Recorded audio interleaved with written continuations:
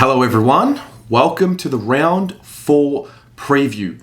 We've basked in the glory of what was an incredible round 3, a famous win, a historical win for the footy club, and a win that we hope and we think is the real turning point for not only this season, but for this footy club and for this group in particular. And it's all a matter of how we come out this week. Now, obviously, tumultuous. There were fears on Saturday afternoon that after Essendon were announced that they'd be suspended or postponed, I should say, for their game against the D's, that it could affect the competition. We've had as many as 6 or 7 of their players reportedly told that they'd be missing this week. We are now of the understanding that they're all going to be playing apart from McKenna and one other. So really they're going to be at as close to full strength as possible. Obviously Dyson Heppel's out, but it's fucking Essendon, man. I mean, it's Essendon. There's a part of me, I always want to try and keep this objective and logical, and that's fine, and I do respect them. I think, Shield and Merritt, extremely dangerous players when you allow them the space to do their craft. I think, Stringer and Tipping Woody in particular have given us troubles in the past, and look, there is all of that, and there is the respect, but I mean, the emotional side of me and, the Carlton side of me, there's a little bit extra in this game. I'm so pumped for it because there's a lot riding on it. We have really basked in what was a great win, but if we don't respond this week and continue the form and disappoint ourselves, it'll be a bit of a letdown. I would hope, and I'm pretty sure that the players know exactly what the Essendon game means to the club and to the supporters. I would hope that they come out with the ferocity, very much like what they did in the first quarter against Geelong. We heard Jacob Wiedering speak this morning about the mental side of the game, the mental approach. I thought he spoke very well. Teague was talking in a similar light about how we need to respond and make sure we continue on from here. And I mean, this just means a lot. The opportunity to go 2-2 in this season can't be understated. We have spoken about how important wins are, that they're worth a little bit more this year because there are only 17 games. We know that Essendon were a final side last year. We're looking to hit that 7 to 8 win bracket, and this would put us right on track. And, I don't remember a year for the last 5, 6, 7 years where we've been in a position to go 2-2. Obviously, we're just in the position with the opportunity. We haven't done the work yet. We haven't got the win yet. So there's a little bit of excitement, and I'm pumped. I cannot wait. I hate Essendon. I really do, with a passion, and I hope that they hate us just as much. I think we're both in that situation where neither side has really done a lot in terms of final success and whatnot, and with that comes a lack of respect, so to speak. Collingwood's a rival, but we respect them because they're a great side. Richmond's the same. We know how great they've been over the last few years. So this means a lot more. Making the case for us, the big win, the momentum. You can look at the fact that Essendon didn't play on Sunday, so essentially they've had a bye. Their mentality coming into the game, are they going to be as switched on, knowing that we're hardened? We've had 2 games in a row, 2 really tight games in a row, shortened quarters, the 7-day break. We should be good to go. And the language coming out of our club is that we're just going to keep going as usual, and we understand how important the starts are in the context of what this season has been for the league. We know that starting fast and holding on is something you can do. Having said that, if we are to start well, get a good lead, we need to be able to maintain the pressure that the Bombers will bring. There's no doubt every team every week will have their run, apart from the Adelaide Crows maybe. But I have no doubt the Bombers will be wanting to come out.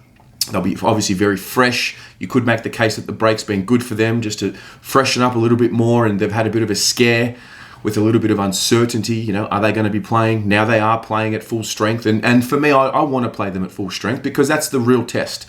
I don't want there to be any asterisks on this game. We beat them fair and square, and vice versa.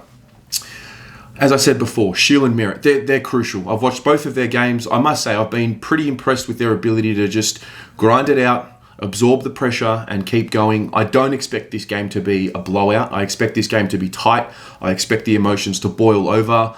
The big pit in the middle, I think he'll know what it's all about. I think he understands. He's come from a Clarkson mentality, so to speak, and he understands these big games, you've got to perform. And what better way to win a fan base over, apart from last week, than to come out against the Bombers this week and put in another performance. And for him, I look at him, all of a sudden, I look at him as a crucial part to this week. You know, he gets us going in the middle. He allows these smaller type of midfielders to really stand taller, and it starts from there. So I'm going to be looking very closely to that. I would love a bit of a biffo.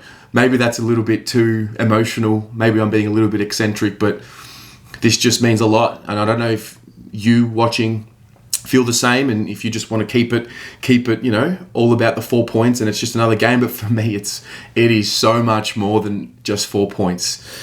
In terms of changes, you know, we've had some good news coming through regarding, you know, who's playing well in the twos, so to speak, the twos. We know that Lockie O'Brien is going very well. We know that Philp played in a half. He laid 7 tackles. He played as a forward or a half forward.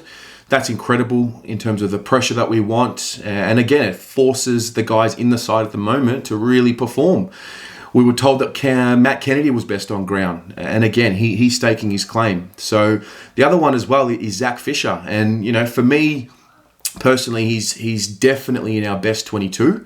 And all of a sudden, I mean, a week has gone past, and all of a sudden we're talking about, hey, we might need to make a change because there's some guys that are doing some really good things in the reserves. There's some guys who played on the weekend who maybe weren't at their very best.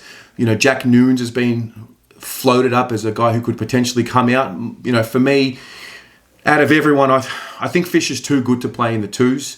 I can understand the notion of maybe getting him a game in the reserves and making sure we're not rushing anyone back. But as far as the report goes from Andrew Russell, he's available for selection. And if he's available for selection, it tells me that if he is selected, he's absolutely ready to go. So from that point, I think Fisher offers us quite a bit more than Nunes offensively. You know, you can make the case that Jack Nunes is maybe a little bit more hardened. He can maybe bring more physicality to the game. But for me, Fisher's his creativity in the middle, you know, particularly if we play him on the wing or wherever we're going to play him, I could only assume it'll be through the middle.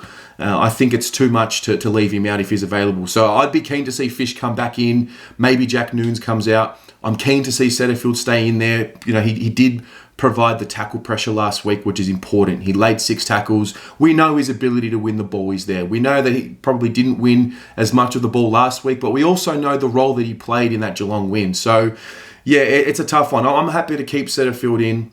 I'm happy for Fish to come back in and Nunes to come out. But you know what? If Teague wants to reward the side and make no changes, then so be it. Again, I talk about it a lot. There are things that we fans think are right and what we want, and that's based on the information that we have available. But there's a whole lot more information within the club, within the coach's box that goes into this. So, you know, it's a wait and see proposition for me. We've got to get the win. We have to get the win. We set ourselves up for a season. And, you know, I talked a lot about in the preseason, we've got to make sure we don't fall into that 0-5, 1-6 hole, because you want the hope to be there early.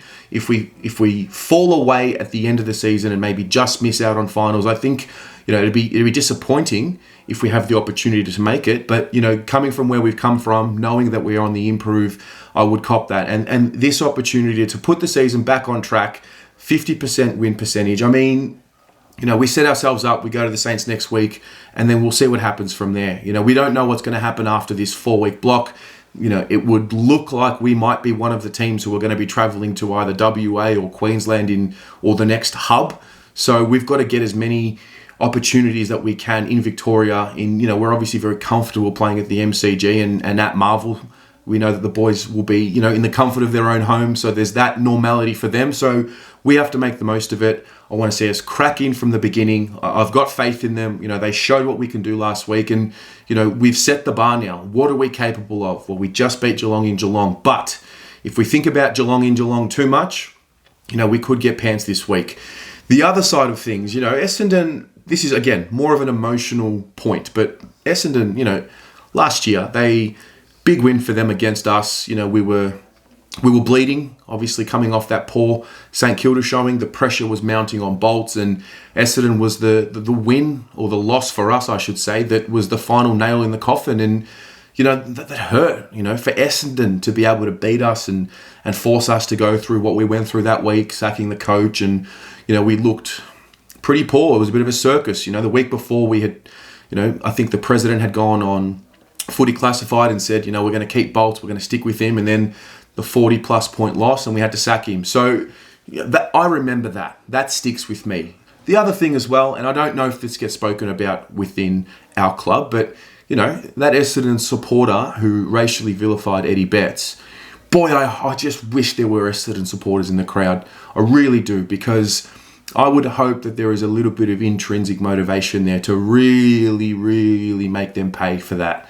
Obviously he was one of many Essendon supporters, and he doesn't reflect the entire Essendon fraternity, but you've got to look for little things to get you, over the edge and spark you. So I hope that there are some things in there on top of the fact that they want to perform well and they want to improve. I hope there's some things there for us to think about.